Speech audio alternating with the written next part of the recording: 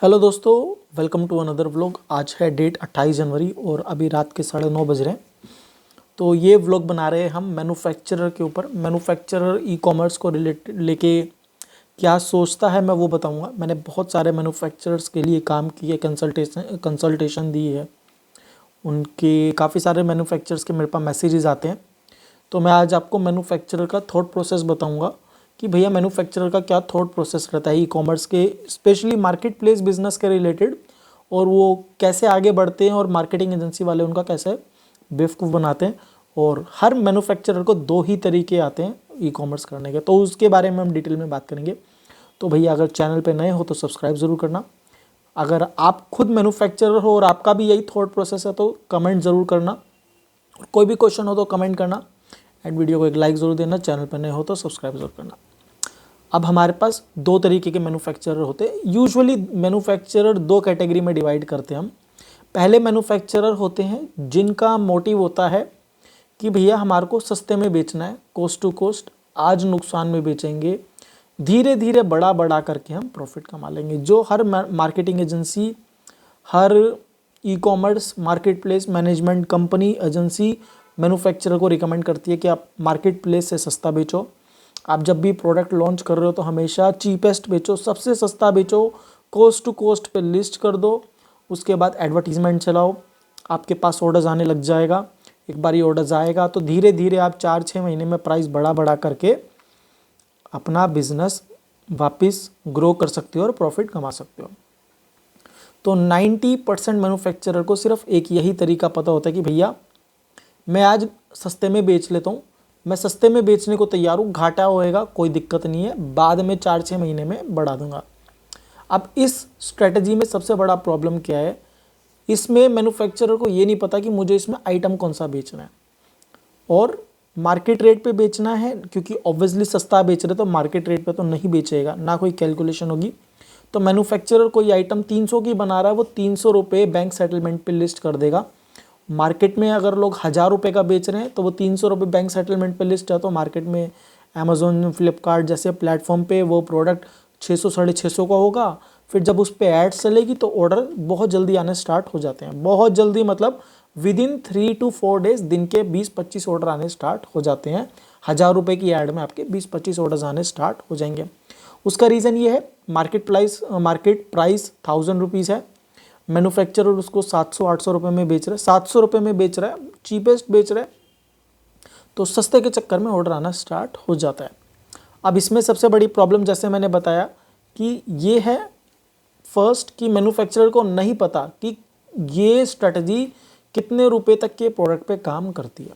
For example, अगर आप manufacturer हो, आप कोई आइटम 50, 60, 70 रुपये, 75 रुपीज़ तक का बना रहे हो और उसको कोस्ट टू कोस्ट बेचते हो, तो ये स्ट्रेटजी सिर्फ उस केस में काम करती है। जैसे ही आपका प्रोडक्शन कॉस्ट 100 रुपीज़ से ऊपर जाता है तो ये स्ट्रेटजी उसमें काम नहीं करती। पर मैन्युफैक्चरर को कौन बताएगा? मार्केटिंग एजेंसी वाले बंदे बैठे हैं, एम्प्लॉय पकड़ रखा है, कोस्ट टू कोस्ट बेचो, ऑर्डर जनरेट करो। मैन्युफैक्चरर को सिर्फ ऑर्डर देखना होता है, उसको कोई फ़र्क नहीं पड़ता कि भैया मेरा एवरेज रिटर्न कॉस्ट कितना है, एडवर्टाइजिंग कॉस्ट कितना है, कितना नुकसान हो रहा है, उसको कोई लेना देना नहीं है। मैन्युफैक्चरर खुश है कि उसके ऑर्डर्स आ रहे हैं, मार्केटिंग एजेंसी खुश है कि वो ऑर्डर जनरेट कर पा रही है और उनके पैसे 3-4 महीने तक, जब तक ऑर्डर्स आएंगे तब तक वो पैसे बना लेगी। जब मैन्युफैक्चरर देखता है कि भैया नुकसान हो रहा है, तो जब तक उसको पता चलेगा उसका बैंक खाली हो चुका होगा। तो इस स्ट्रेटेजी का सबसे बड़ा दूसरा नुकसान ये है कि मैन्युफैक्चरर को ये नहीं पता कि ये गेम कितना लंबा खेलना है, कितने प्रोडक्ट पे खेलना है और कितना बजट लेके चलना है। फॉर एग्जांपल, अगर मैं कोई 100 रुपये का प्रोडक्ट बना रहा हूँ और उसको 100 रुपये बैंक सेटलमेंट पे बेच रहा हूँ, तो मेरे को ये पता होना चाहिए कि अगर 20% रिटर्न आया तो भैया 40 रुपये एवरेज रिटर्न कॉस्ट हो गई, 10 रुपये पैकिंग कॉस्ट हो गया, तो हर ऑर्डर पे मुझे 50 रुपये तो फिक्स्ड नुकसान बैठ रहा है। 100 रुपये का माल बेचने पे 50 रुपये का फिक्स्ड नुकसान बैठ रहा है। और एक ऑर्डर मेरा अगर 50 रुपये की ऐड में आ रहा है तो मुझे हर एक 100 रुपये की प्रोडक्ट बनाने पे 100 रुपये का नुकसान पड़ रहा है, जिसमें मेरा प्रॉफिट मार्जिन 0 रुपीज़ का है। तो अगर मैं 1000 ऑर्डर महीना का बेचता हूँ तो मुझे 1 लाख रुपये का नुकसान पड़ेगा। मैन्युफैक्चरर को ये कैलकुलेशन नहीं होता, वो कोई नहीं करता। तो 1000 ऑर्डर पे 1 लाख रुपये का नुकसान है, ठीक है। तो ये नुकसान कब तक उठाना है, कितने टाइम तक उठाना है, कब से प्राइसिंग बढ़ाना है, ये मैन्युफैक्चरर कोई भी कैलकुलेट नहीं करता, क्योंकि कोई बताता ही नहीं है यार। मैं ये नहीं कह रहा कि आप ये गेम मत खेलो, पर आपको पता होना चाहिए कि आपके बैंक में कैपेसिटी कितनी है, कितना नुकसान उठाना है।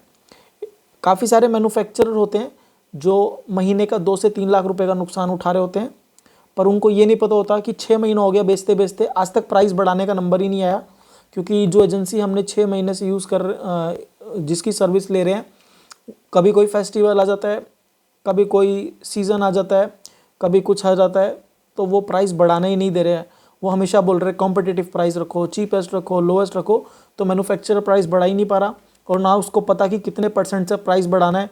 आज वो 199 का बेच रहा है, अगले दिन 299 का, इस तरह 100 रुपये बढ़ाएगा, तो वहाँ पे गेम खराब हो जाएगा। तो मैन्युफैक्चरर को ये नहीं पता कि भैया कौन से प्रोडक्ट पे गेम खेलना है, कितना नुकसान उठा करके गेम खेलना है, और महीने का कितना बजट लेके चलना है। अगर मेरी बैंक में मात्र 10 लाख रुपए हैं, 15 लाख रुपए हैं, और हर महीना मेरे को 2 लाख रुपए का नुकसान हो रहा है, तो मेरा ये गेम 7 महीना चलेगा। तो 7 महीना मेरे को नुकसान को ब्रेक इवन करना है, क्योंकि मैं आज 2 लाख रुपए का नुकसान उठा रहा हूँ, धीरे धीरे ऑर्डर्स ज़्यादा आएंगे, तो मेरे को हो सकता है आज 2 लाख का, अगले महीने 1,70,000 का हो, उसके अगले महीने 1.5 लाख का हो। तो इस हिसाब से मेरे को लगभग 2 लाख आज हो गए, 1.5 और 5, तो मेरे भाई 3 महीने में तो 5 लाख रुपए मेरे डूब गए। तो मेरे पास बैंक में बचे ही कितने पैसे बचे, 3 महीने का गेम सारा बचा। तो जब तक ब्रेक इवन का टाइम आएगा तब तक तो मेरा बैंक खाली हो गया होगा, तो मैं आगे कैसे सर्वाइव करूँगा। तो मैन्युफैक्चरर को ये नहीं पता कि भैया कि मेरे को बजट कितना लेके चलना है। मैं महीने का 50,000 नुकसान उठाऊंगा, 70,000 नुकसान उठाऊंगा, 1 लाख नुकसान उठाऊंगा, 2 लाख नुकसान उठाऊंगा। मार्केट से पैसा भी उठाएगा अगर मैन्युफैक्चरर खेलने के लिए, तो भी ब्याज देना पड़ेगा, इंटरेस्ट देना पड़ेगा। लोन लेगा तो लोन पे भी इंटरेस्ट देना पड़ेगा। तो मैं ये नहीं कह रहा कि ये काम नहीं करती स्ट्रेटजी, पर ये काम करती है सिर्फ और सिर्फ अगर आपका प्रोडक्शन कॉस्ट 75 रुपीज़ तक है मैक्सिमम। तब 75 रुपीज़ प्रोडक्ट सेलिंग में क्या होता है, क्योंकि आपका प्रोडक्ट कॉस्ट बहुत कम है, तो यहाँ पे आप सेलिंग प्राइस 75 रुपीज़ में बेच सकते हो। यहाँ पे वॉल्यूम ज़्यादा आ जाएगा। ज़्यादा तो 100 रुपये वाले प्रोडक्ट पे 100 रुपये का बनाया, 100 रुपये में आपने लिस्ट कर दिया। इसमें शॉर्ट टर्म गेम होता है, इतना लंबा नहीं होता।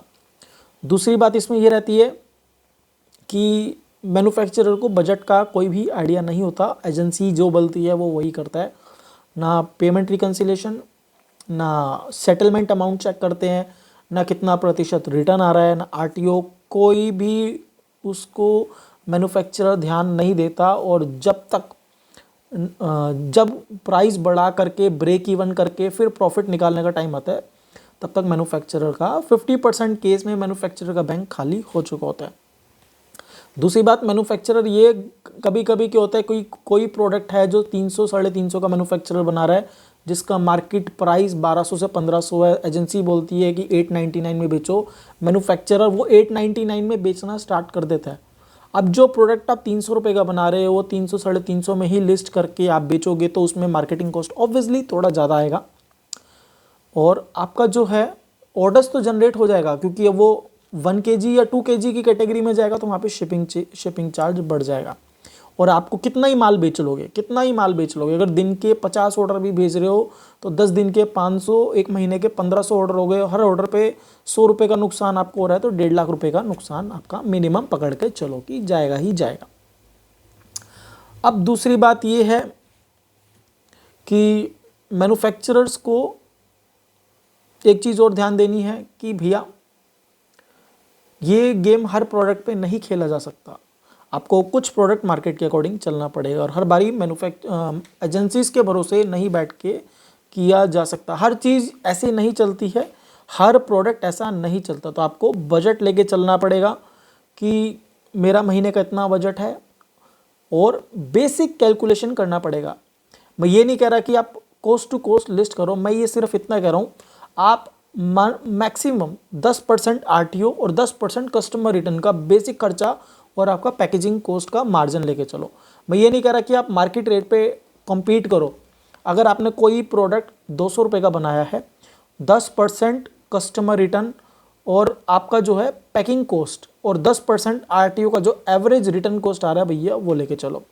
अगर आपके 200 रुपये रिटर्न चार्जेस कट रहे हैं तो 10% कस्टमर रिटर्न के हुए 2,000 रुपये और उसको डिवाइड करो, 2,000 को डिवाइड करेंगे अगर हम अगर मैं 2,000 को डिवाइड करता हूँ 80 से, क्योंकि 80 ऑर्डर डिलीवर हुए, 10% RTO 10% कस्टमर रिटर्न, तो आपका एवरेज रिटर्न कॉस्ट 25 रुपये आया।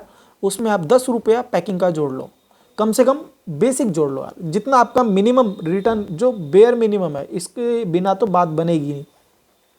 एड्स की हम भी बात कर ही नहीं रहे, कम से कम इतना कर लो कि इसमें आपका नुकसान कम हो। जब आप स्केल करोगे तब धीरे धीरे एडजस्ट किया जा सकता है।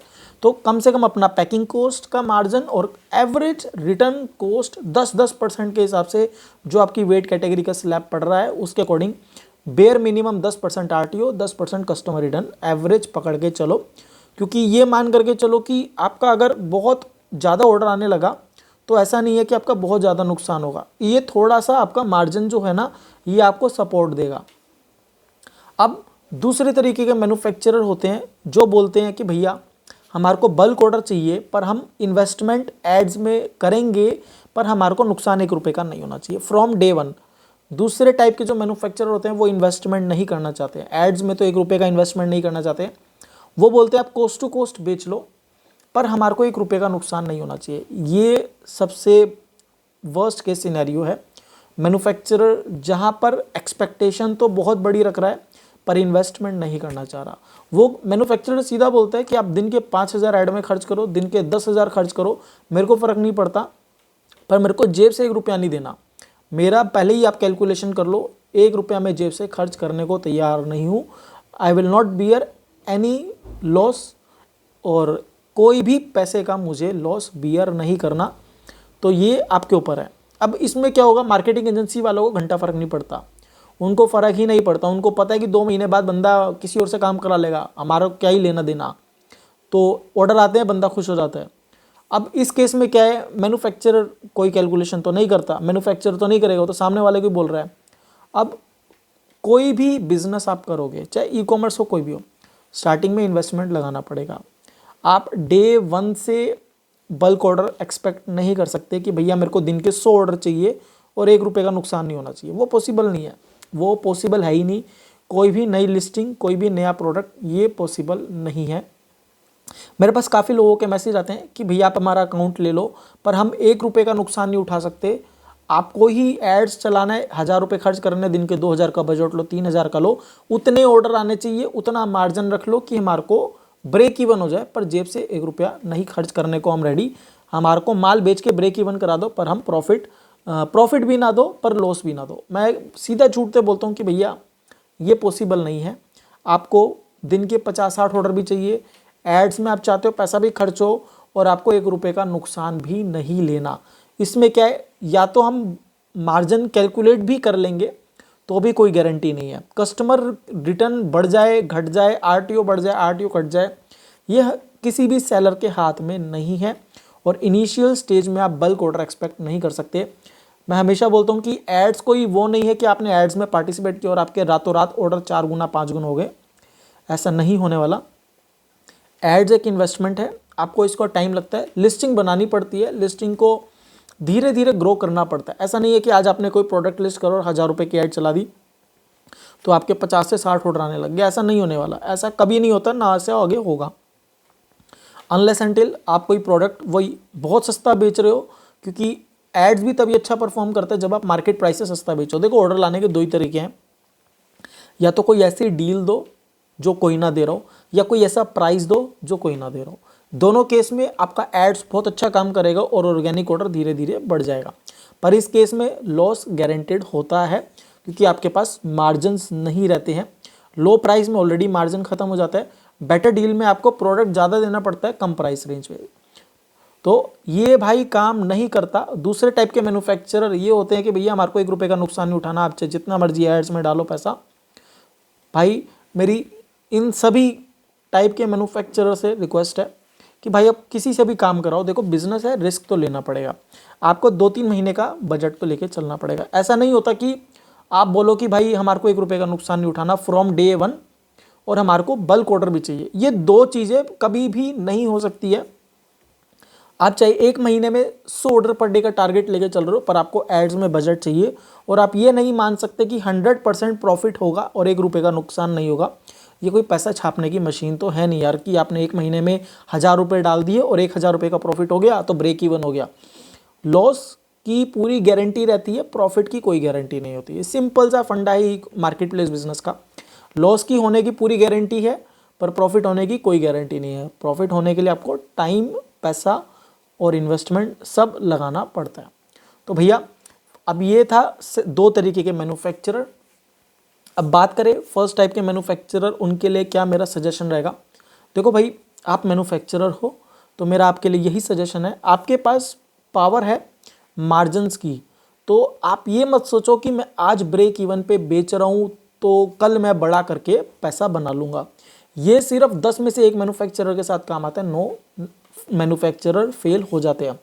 उसका रीज़न मैंने बताया, आपका एक टाइम के बाद बैंक खाली हो जाएगा। तो जब बैंक खाली होगा तो आपको फिर ब्रेक इवन से जब आप ऊपर उठोगे, अगर आपने 15 लाख का नुकसान उठाया तो जब आप ब्रेक इवन कर रहे हो उसके अगले महीने से प्राइस बढ़ा के जब आप पैसा बनाना स्टार्ट करोगे तो ऐसा नहीं है कि वो प्रॉफिट आपका प्योर प्रॉफिट है। आपको पहले पुराना लॉस रिकवर करना है, उसके लिए और माल बेचना है और मार्केटिंग में पैसा और ग्रोथ और स्केल। तो वो जो आपने पिछले 6 से 8 महीने में नुकसान उठाया वो आपको 2 से 3 महीना मेहनत करके रिकवर करना है। जब वो 15 लाख का नुकसान आपने 6 महीने में उठाया, वो ब्रेक इवन 1 महीना में बेचा, फिर अगले 3 से 4 महीने में 15 लाख जब तक कमा नहीं लेते तब तक आपने 1 रुपया नहीं कमाया वो 1 साल में। तो ये बात होती है। तो हमेशा इस तरह से सोचना है कि ये नहीं कि भाई मैंने पहले नुकसान उठा लिया वो फ्री का कोई पैसा नहीं है। सारा पैसा आपका इन्वेस्टमेंट था, आपने जो डुबाया है अब वो कमाना भी है। इसमें क्या होता है, जितना लंबा गेम है उतना ज़्यादा रिस्क रहता है। हो सकता है मार्केट चेंज हो जाए, हो सकता है ट्रेंड चेंज हो जाए, हो सकता है प्रोडक्ट बिकना ही बंद हो जाए, डिमांड मार्केट से ही बाहर हो जाए, डिमांड खत्म हो गई चली गई, या सीजनल प्रोडक्ट है, सीजनल प्रोडक्ट में ये गेम नहीं खेला जा सकता। तो ऐसे बहुत सारे रीजंस होते हैं। सेकंड, मैंने बताया आपको एक बजट लेके चलना पड़ेगा। बजट डिसाइड करो, बजट के अकॉर्डिंग चलो, एक फिक्स्ड बजट रखो। और आपके पास क्योंकि मार्जिन्स हैं तो ऐसा नहीं है कि भाई 100 रुपये का प्रोडक्ट बनाया और 100 रुपये में ही लिस्ट कर दिया। रिटर्न चार्जेस लो, एवरेज रिटर्न चार्जेस कैलकुलेट करो। अगर मेरा 1 किलो का प्रोडक्ट है, 200 रुपये मेरा रिटर्न चार्जेस कटता है, तो 10% अगर कस्टमर वापस करेगा तो इतना फिक्स कॉस्ट आ गया। 10% अगर पार्सल RTO आता है तो इतना फिक्स कॉस्ट आ गया, पैकिंग कॉस्ट इतना आया। और एक बेसिक अगर आप ऐड चला रहे हो तो 30 से 40 रुपये ऐड का खर्चा जोड़ करके चलो, तो भी ये मोटा मोटा आपका मिला जुला करके पैकिंग कॉस्ट के साथ 70 से 80 रुपये का मार्जिन हो जाता है। इसमें क्या रहेगा, आपका 70-80 रुपये का मार्जिन है, आप अब भी मार्केट से सस्ते हो। देखो, आप कोई प्रोडक्ट 1 से सेल करना चाहते हो और आपका आइडियल प्राइस 10 है, तो आपको 1 से 2, 2 से 3, 3 से 4, 4 से 5, 5 से 6 ऐसे 10 तक पहुंचने में बहुत टाइम लगेगा। और तब तक आपका लॉस जो है बहुत ज़्यादा से धीरे धीरे धीरे जाके 0 पे पहुंचेगा। तो टाइम भी बहुत ज़्यादा गया, इन्वेस्टमेंट भी बहुत ज़्यादा गई और रिस्क भी एक्सट्रीमली हाई है। तो मैं ये कह रहा हूँ कि आप 1 से ना स्टार्ट करके सीधा 5 या 6 से स्टार्ट करो।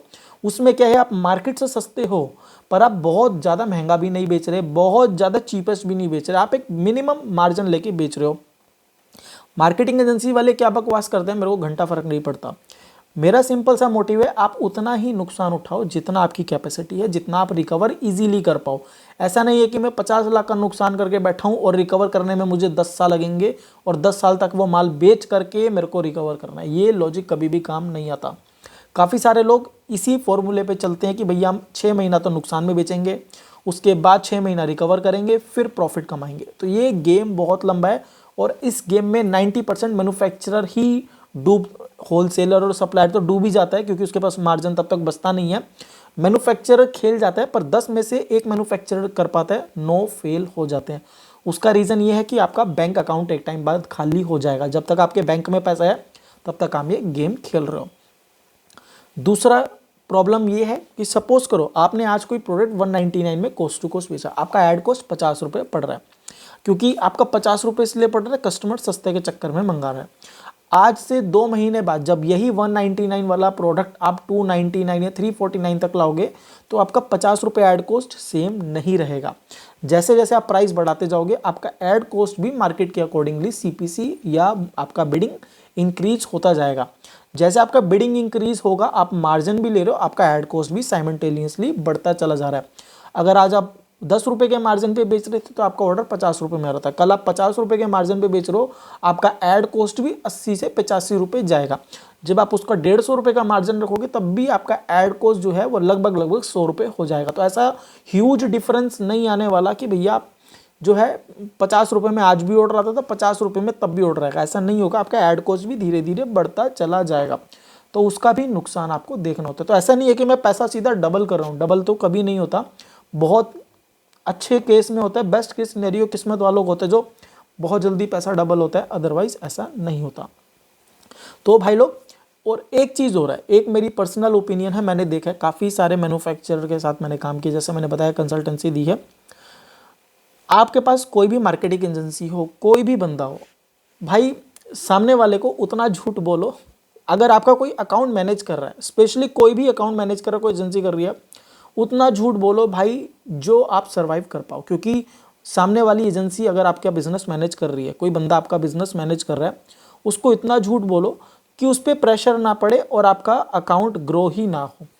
फॉर एग्जाम्पल, मेरे को किसी ने बताया कि भाई मेरा एक प्रोडक्ट है जिसकी मैन्युफैक्चरिंग कॉस्ट मुझे 400 रुपये पड़ती है। मैंने बोला कि भाई 400 रुपये नहीं पड़ सकती है, आप मैन्युफैक्चरर हो, 400 रुपये दूर दूर तक नहीं पड़ सकती है, 380 रुपीज़ बताया था। तो मैंने कहा मार्केट में 200 रुपये का मिलता है, होलसेल में मिलता है 200 रुपये का, आप 400 रुपये मुझे बोल रहे हो, पॉसिबल नहीं है। उन्होंने बोला कि हमारे को 1000 से ऊपर नहीं बेचना, 1000 में बेच के वही 700 का पेमेंट आ रहा है, ऐड कॉस्ट आपको 150 रुपये के आसपास रखनी है। मैंने कहा ये कोई गारंटी तो नहीं है कि भाई 150 रुपये के अंदर ऐड कॉस्ट आएगा। मुझे ये पता था कि मैन्युफैक्चरर ये 200 रुपये में खुद भी बना रहा है, बल्कि 200 से सस्ता ही बना रहा है, मुझे डबल करके रेट बता रहा है। तो भाई इतना तो मैं मानता हूँ कि आप कोई भी अकाउंट मैनेजर हो, उसका अपना प्रोडक्शन कॉस्ट एटलीस्ट 10% महंगा बताओ, पर ऐसा नहीं है कि भाई 100 रुपये का प्रोडक्ट बनाया और मैं अकाउंट मैनेजर को बोल रहा हूँ कि भाई मैंने 190 रुपये का बनाया है, पहले ही 90 रुपये का मार्जिन रख लिया। 5-10% का रखो यार, 100 का बनाया 105, 110, 115 रुपये तक चलता है। ऐसा नहीं है कि 60-70 रुपये का प्रोडक्ट तुम मैन्युफैक्चरिंग कर रहे हो खर्चा निकालने के बाद, उसके बाद 60 रुपये सीधा प्लस कर दिए और सामने वाले को बोलता कि 120 रुपये का बनाया है। वो नहीं होता, सामने वाला बेवकूफ़ नहीं है। मोस्ट ऑफ द केस में मैन्युफैक्चरर अकाउंट मैनेजर्स को इतना झूठ बोलते हैं कि अकाउंट मैनेजर जिसने आपके ऑर्डर जनरेट करने हैं, जिसने आपका बिजनेस ग्रोथ करना है, जिसकी आपकी एडवर्टीजमेंट मैनेज करनी है, उसको आपके प्रोडक्ट में मार्जिन नहीं दिखता। होता क्या है, मार्केट में अगर कोई प्रोडक्ट सारे मैन्युफैक्चरर 10 में से 8 सप्लायर 299 का बेच रहे हैं और आपका मैन्युफैक्चरर, मेरा मैन्युफैक्चरर मुझे बोलता है कि भाई ये 299 वाला प्रोडक्ट मैं 150 में बना रहा हूँ, सारे कैसे बेच रहे हैं? तो मैं इतना गधा नहीं हूँ कि 10 में से 8 लोग 299 में बेच रहे हैं तो भैया वो सारे ही 150 में बना रहे होंगे। तू गधा है, मतलब तू झूठ बोल रहा है। इतना झूठ बोलो कि सामने वाले को पता रहे कि भैया, इतना बोलो कि भाई सामने वाले को पता रहे कि हाँ इसमें मार्जिन निकल सकता है। वर्स्ट केस सिनेरियो में क्या होगा कि भैया वो अकाउंट मैनेजर आपका ऐड कॉस्ट थोड़ा ज़्यादा ले आएगा, थोड़ा ऑर्डर बढ़ जाएंगे, दैट्स इट। पर ऐसा ना हो कि भाई वो बोले कि भाई आपके पास तेरे पास मार्जिन ही 40 रुपये का है और ऐड में 70 रुपये 80 रुपये जा रहे हैं, तो वो क्या करेगा, आपका ऑर्डर लाना ही बंद कर देगा, ऐड में पैसा खर्च करना बंद कर देगा। जब ऐड में पैसा खर्च करना बंद कर देगा तो आपके ऑर्डर नहीं आएंगे, ऑर्डर नहीं आएंगे तो ग्रोथ नहीं होगी। तो आप इतना बेवकूफ़ मत बनाओ अकाउंट मैनेजर को कि भाई 50 वाला प्रोडक्ट बोल दो भाई 100 रुपये में बना रहा हूँ, 100 वाला प्रोडक्ट बोल दो 200 में बना रहा हूँ और 200 वाला प्रोडक्ट बोलो 400 में बना रहा हूँ। इससे होगा क्या, मैनेजर के ऊपर प्रेशर पड़ेगा, एडवर्टाइज़र के ऊपर प्रेशर पड़ेगा, क्योंकि उसको काउंट होगा कि भाई 200 रुपये का प्रोडक्ट है और 299 में बिक रहा है, पर पेमेंट ही 200 रुपये का आएगा, तो ना तो वो ऐड चला सकता, ना प्रमोशन दे सकता, ना डिस्काउंट दे सकता। आप सोचोगे मैंने पहले ही अपना 100 रुपये का मार्जिन रख के सामने वाले को बताया, वो जाने उसका काम जाने, ऐसे नहीं होता। तो मेरी भाई सभी मैन्युफैक्चरर लोगों से रिक्वेस्ट है कि जिनके पास भी अकाउंट मैनेजर है 5-10% का ऊपर मार्जिन रख के बताओ। पर ऐसा नहीं है कि 60 वाला प्रोडक्ट आप 120 का बता रहे हो, 150 वाला प्रोडक्ट आप 250 का बता रहे हो और 200 वाला प्रोडक्ट आप 380-400 का बता रहे हो। उस केस में मैनेजर को आपके पास मार्जिन दिखेगा नहीं और एक टाइम बाद मैनेजर भी ऐड चलाना बंद कर देगा, क्योंकि उसको लगेगा नुकसान हो रहा है और सामने वाला मैन्युफैक्चरर तो बोल देगा तूने मेरा 30,000 का नुकसान करा दिया। ये मेरे साथ हो चुका है। तो ऐसा नहीं होना चाहिए कि भाई आप सामने वाले को इतना बेवकूफ़ समझो कि उसको नहीं पता। जब 10 में से 8 मैन्युफैक्चरर कोई प्रोडक्ट मार्केट में सेम प्राइस पे बिक रहा है तो इसका मतलब तुम झूठ बोल रहे हो, ये समझ आ रहा था। और मैनेजर इतना बेवकूफ़ नहीं है यार, वो इतने लोगों का काम देखता है कि उसको ये नहीं पता चलेगा कि तुम बेवकूफ़ बना रहे हो उसको, कि भाई मैं कोई लग्जरी आइटम बेचता हूँ। मेरे पास एक बंदे का मैसेज आया, वो बोलता है मैं 250 में फ्लिपकार्ट पे कोई लग्जरी प्रोडक्ट बेचता हूँ और महीने का 60 से 70 हज़ार रुपये कमा रहा हूँ। 600 यूनिट मैंने उससे पूछा कि कितना सेल हुआ, उसने स्क्रीनशॉट भेजा कि नियरली 600 यूनिट मैंने सेल किया और 60 हज़ार रुपये मैंने कमाए। मैंने कहा कितने में बेचते हो? कह रहा 249 में। मैंने कहा क्या बेचते हो? कह रहा है एक्स ये प्रोडक्ट बेचता हूँ पर हमारा लग्जरी कैटेगरी है। मैंने कहा जब आप लग्जरी में बेच रहे हो तो आपका प्रोडक्ट कॉस्ट भी 100-125 रुपये हुआ। कह रहा नहीं, हमारा जो प्रोडक्ट कॉस्ट है वो 50 रुपये के आसपास है। मैंने कहा 50 रुपये के आसपास है तो आप ऐड भी चला रहे होंगे? कहता हाँ। मैंने कहा जब आप 50 रुपये का बना रहे हो तो 250 रुपये में क्या ही लग्जरी हो गई भाई, 250 रुपये में लग्जरी थोड़ी ना आता है। कह रहा नहीं हमारा लग्जरी ब्रांड, हम लग्जरी बेचते हैं। मैंने कहा ऐड में कितना खर्चा हुआ? कह रहा 35,000 रुपीज़। मैंने कहा फिर आपने 60 हज़ार रुपये कैसे कमा लिए? कह रहा वो हमारे को नहीं पता पर हम 60 हज़ार रुपये कमा रहे हैं, हमारे पास एक एजेंसी है वो हमारे को प्रॉफिट लॉस निकाल के देती है। 30 हज़ार रुपये में ऐड में खर्चा करने के बाद भी हमने 60 हज़ार रुपये का प्रॉफिट निकाल लिया मात्र 600 यूनिट पे। अगर आप भी कोई भी बेसिक कैलकुलेशन करेगा बंदा तो उसको पता होगा कि भैया 249 में बेच के 70-80 रुपये तो लॉजिस्टिक खा जाएगा, तो आपको 249 का 150 रुपये आपको पड़ेगा मार्जिन।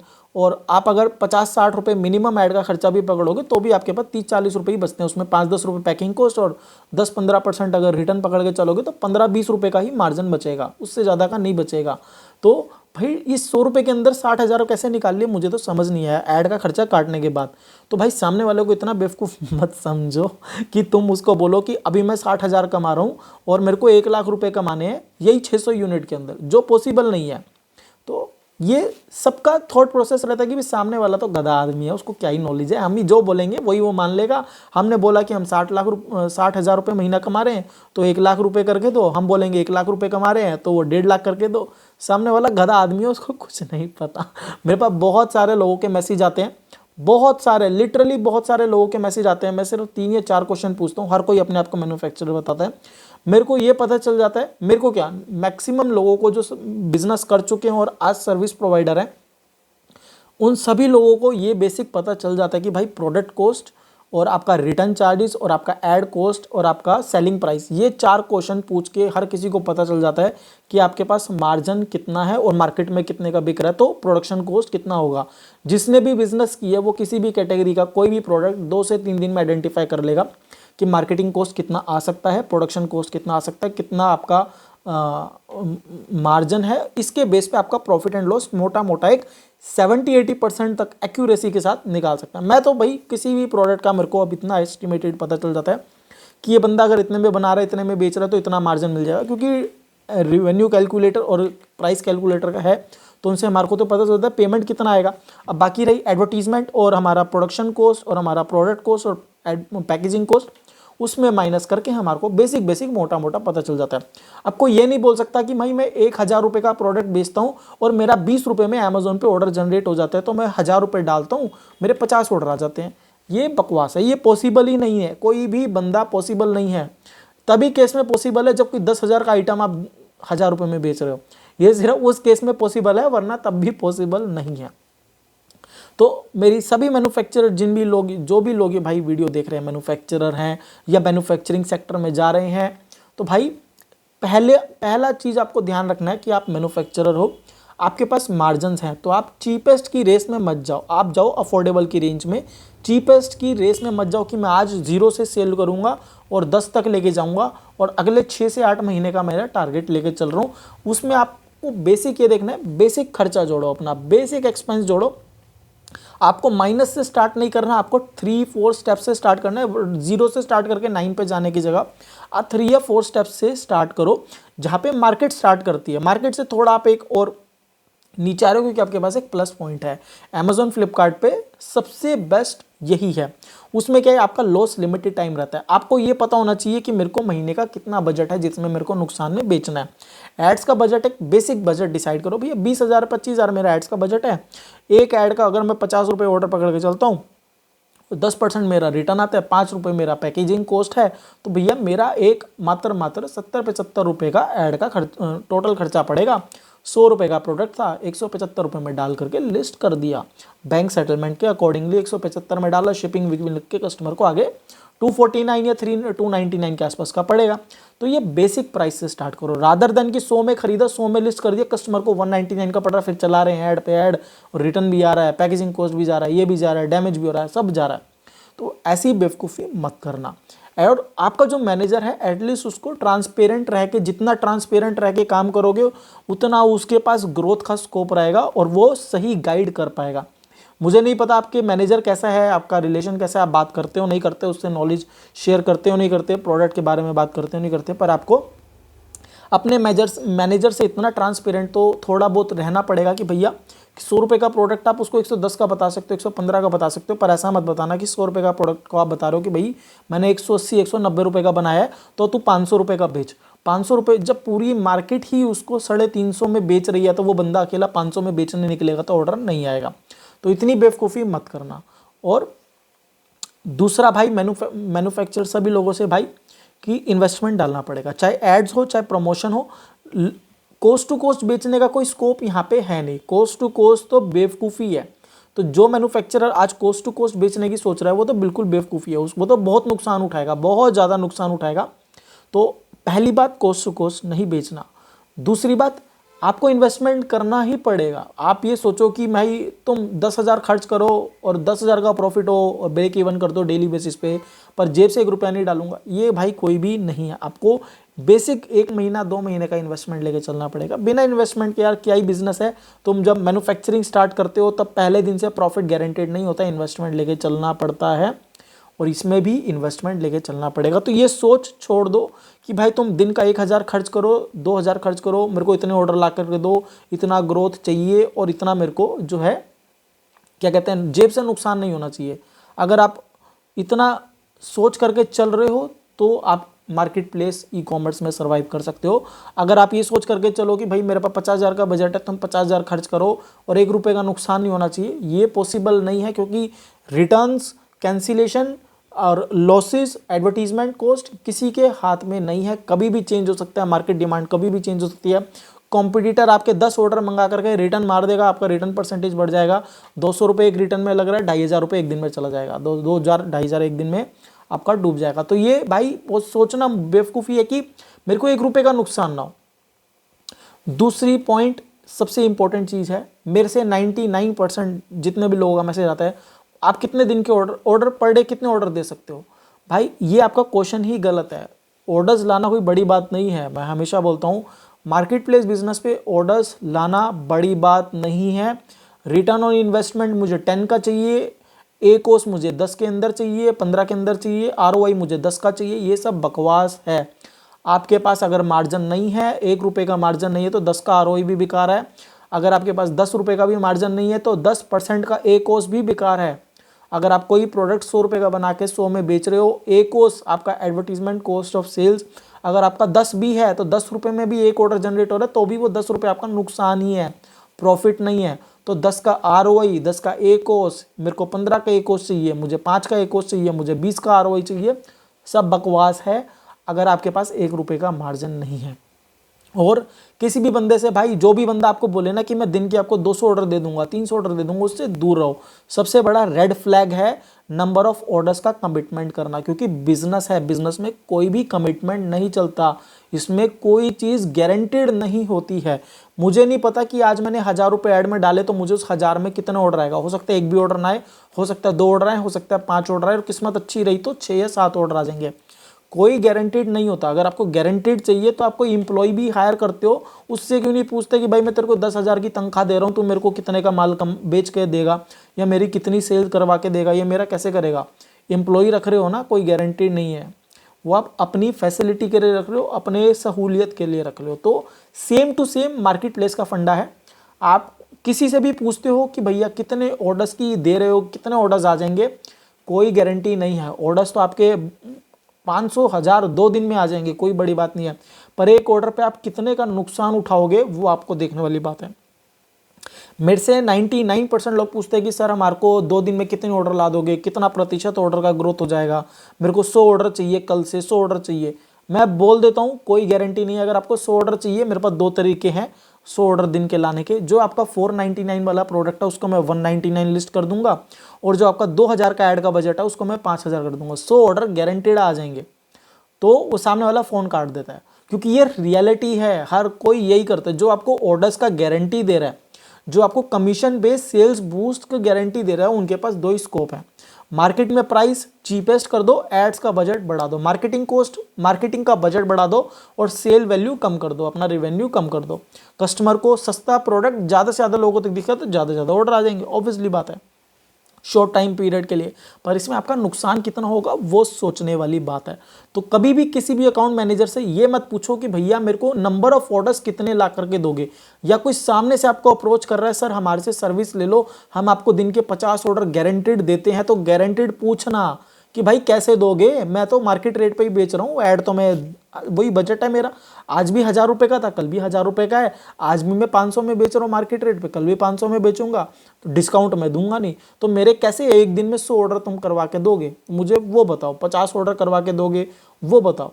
तो ये सारी चीज़ें पूछने वाली होती हैं। कभी भी ये हनी ट्रैप में मत फंसना कि कोई सर्विस मैनेजर, कोई अकाउंट मैनेजर आपको बोले कि भैया हम आपको 50 ऑर्डर दिन के देंगे, हम आपको 100 ऑर्डर देंगे, तो कैसे दोगे भैया, ये बिजनेस है, फ्री में सैंपल बांटोगे तो लाख लोग आ जाएंगे फ्री में सैंपल टेस्टिंग करने के लिए, पर पैसा तो आपकी जेब से जाएगा।